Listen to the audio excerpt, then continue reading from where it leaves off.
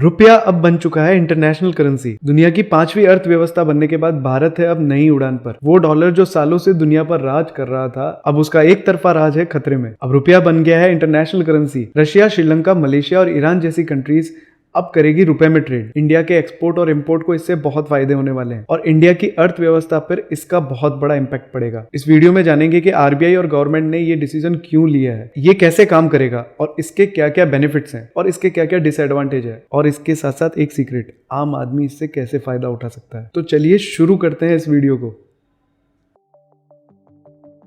RBI ने बहुत ही bold decision लिया है, जहां पर अब डोमेस्टिक ट्रेडर ट्रेड कर सकते हैं रुपीज में इंस्टेड ऑफ डॉलर। आईएनआर को ग्लोबल लेके जाना इंडिया को बहुत हेल्प करेगा। अब हम डायरेक्ट ट्रेड कर पाएंगे इंडियन रुपीज में बिना किसी अमेरिकन बैंक के इंटरफेरेंस के। जहां एक तरफ रशिया, ईरान, मलेशिया, श्रीलंका और भी कई कंट्रीज के साथ ट्रेड में हमें ये नई उड़ान पर लेके जा सकता है, वहीं दूसरी तरफ ये भारत के लिए कॉन्फ्लिक्ट क्रिएट कर सकता है यूएस और यूके के साथ। अब ये स्टेप क्यों लिया गया? रशिया ने जब यूक्रेन पे हमला किया तो अमेरिकन सैंक्शन ने रशिया को स्विफ्ट नेटवर्क से हटा दिया। अब ये स्विफ्ट नेटवर्क क्या है, इसे समझते हैं। जैसे अगर इंडिया को किसी भी कंट्री के साथ ट्रेड करना हुआ तो सबसे पहले इंडियन बैंक को अमेरिकन बैंक को पेमेंट करना पड़ता है। वो अमेरिकन बैंक पेमेंट करती है सामने वाली कंट्री को। एग्जांपल के तौर पे टाटा को अगर श्रीलंका के साथ कोई ट्रेड करना है तो टाटा पहले पेमेंट करेगा इंडियन बैंक को, इंडियन बैंक पेमेंट करेगी अमेरिकन बैंक को और फिर अमेरिकन बैंक पेमेंट करेगी श्रीलंकन बैंक को। इस बीच कुछ चार्जेस लगते हैं, तो चाहे दुनिया में कोई भी ट्रेड करे अमेरिकन बैंक को उसका फायदा होता है। यहाँ हमें पता चला जब रशिया का अकाउंट अमेरिकन बैंक ने बंद किया तो अमेरिकन बैंक में $300 billion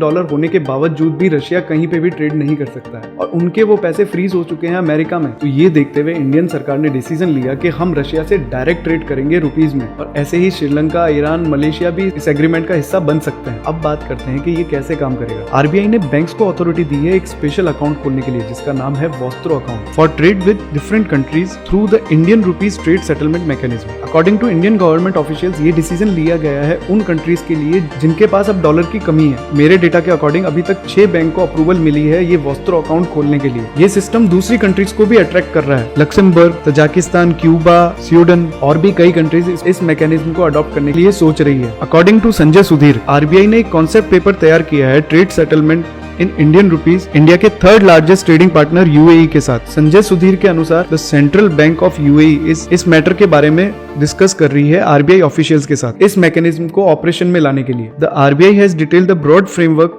for cross border trade transaction in rupees under the foreign exchange management act 1999। As per this act, all export and import under this arrangement may be denominated and invoiced in rupees. इस mechanism में जब दो currencies आपस में trade करेगी तो उसके बीच की एक्सचेंज रेट मार्केट डिटरमाइंड होगी और ट्रेड ट्रांजैक्शन का जो सेटलमेंट होगा वो आईएनआर में होगा। अब इससे एक्सपोर्ट और इंपोर्ट दोनों में ही बेनिफिट मिलेंगे इंडिया को। तो भारत को इससे क्या बेनिफिट होगा, ये जानने से पहले समझते हैं डॉलर की हिस्ट्री, कैसे डॉलर इंटरनेशनल करेंसी बना। वर्ल्ड वॉर 2 से पहले कंट्रीज के बीच में ट्रेड गोल्ड और सिल्वर से होते थे। वर्ल्ड वॉर 2 के बाद दुनिया को एहसास हुआ कि गोल्ड और सिल्वर में ट्रेड करना बहुत ही मुश्किल हो रहा है। ब्रेटन वुड्स समझौते के हिसाब से अमेरिका ने कहा कि $35 के अगेंस्ट में वो 1 आउंस सोना देंगे। ऐसे करके डॉलर में ट्रेड होना स्टार्ट हुआ, बट इसके बीच में कुछ और मुश्किलें भी आई और अमेरिका के प्रेसिडेंट रिचर्ड ने 15 अगस्त 1971 में ये समझौता खत्म कर दिया। बट डॉलर में ट्रेड वैसे के वैसे होते रहे और आज अमेरिका अगर वर्ल्ड पावर है तो उसका मेन कारण है डॉलर में इंटरनेशनल ट्रेड होना, क्योंकि दुनिया में कोई भी ट्रेड करेगा अमेरिका को उसका फायदा मिलेगा। इसके साथ साथ डॉलर एक एसेट की तरह बन गया,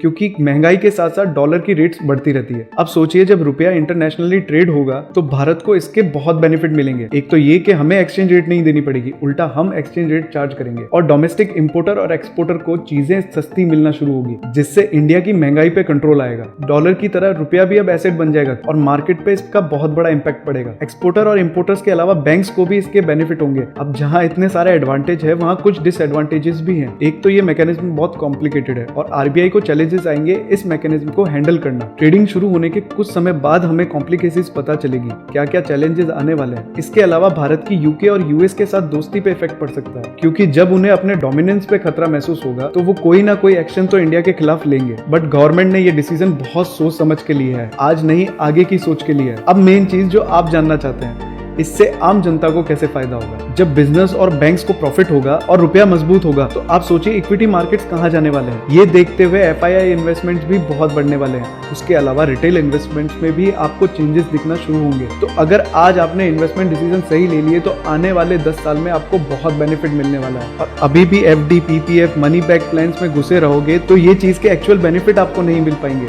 अपना इक्विटी इन्वेस्टमेंट शुरू करो, जिसके लिए म्यूचुअल फंड बेस्ट रास्ता है। म्यूचुअल फंड में अपनी एसआईपी इन्वेस्टमेंट बढ़ाओ ताकि इंडिया की इस ग्रोथ के साथ साथ आपका पैसा भी ग्रोथ करे, आपकी वेल्थ भी ग्रोथ करे। ये सालों में एक बार आने वाली ग्रोथ है, अगर इसको मिस कर दिया तो जीवन भर पछताओगे। चैलेंजेस आएंगे बट अगर भारत ने उसे ओवरकम कर दिया तो भारत को विश्व शक्ति बनने से कोई भी नहीं रोक सकता है। और इसका एक्चुअल बेनिफिट उठाना है तो मेरे चैनल को सब्सक्राइब करो। ऐसे और वीडियोस आते रहेंगे जहां पर आपको मार्केट की पिक्चर में रेगुलर बताता रहूंगा, कहां इन्वेस्ट करना चाहिए, कैसे इन्वेस्ट करना चाहिए। अगर म्यूचुअल फंड के बारे में अच्छे से जानना है तो मेरी इन 2 वीडियोस को चेक करो। चैनल अभी तक नहीं सब्सक्राइब किया है तो जल्दी सब्सक्राइब करो, वीडियो को लाइक दो, अपने फ्रेंड्स के साथ भी शेयर करो और बेल आइकन को तो जरूर दबा देना ताकि आप ऐसे टॉपिक्स को मिस ना करो। So thank you so much.